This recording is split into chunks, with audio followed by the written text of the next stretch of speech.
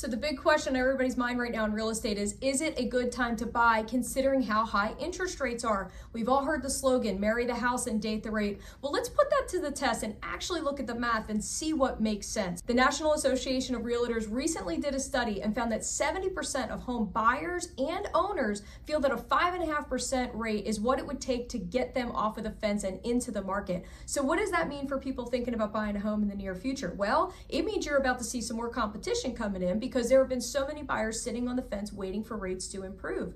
That being said, when sellers jump off the fence, we will see a little more inventory, but I can almost guarantee you that there's still going to be not enough supply for the demand that we're going to see. Now, the argument can be made, how much appreciation will we see? So I went ahead and I did a pretty conservative view. I looked at a 5% and a 10% rise on prices respective to these rate improvements. So let's see what this math actually looks like. All right, so let's say you buy a house today for $500,000 at a 7.5% interest rate. Your P&I each month would be about $2,800 a month. How much cash you need at closing would be about $108. Now, let's say rates come down 1%, prices push up 5%. That same house now costs you $525.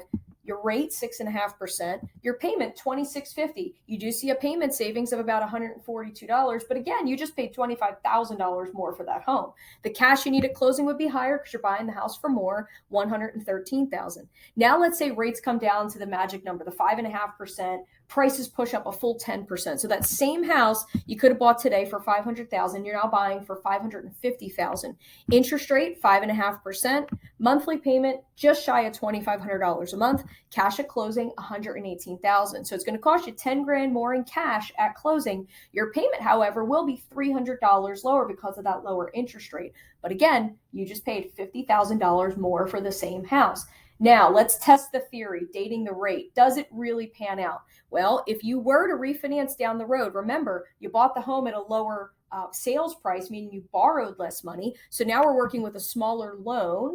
You've paid a little principal down, right? So let's say your loan's down to $390, your interest rate's 5.5. Now your payment is only $2,200 compared to the $2,500 it would have been if you waited for rates to come down because prices would have come up. So in this situation, you can see it's pretty clear that's going to make a whole lot of sense. But let's look at this in 5 years from the day. I'm going to focus on these two specifically. So if you were to buy the home when rates come down to 5.5%, 5 years later, you would have $200,418 of equity compared to if you bought the home today, refinanced it in say a year or two, 5 years after you do that refinance, look at this. You're $46,000 ahead of yourself with equity. Not to mention your payment on the refinance would be $300 lower than the payment would have been if you bought the home at the higher price point.